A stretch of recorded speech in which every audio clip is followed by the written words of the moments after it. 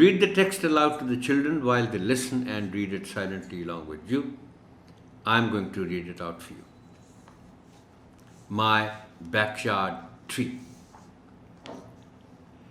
A little bird sees ripe fruit on a tree and eats a tasty berry. The bird flies tall and a berry seed falls. The rain has begun, hurry, let's run. Clouds, rain and sun, now a tree, with branches long, crows and bird song. The tree has fruit, some big, some small. Let us pluck them, but do not fall. Crows perch, squirrels run, and see the monkeys having fun.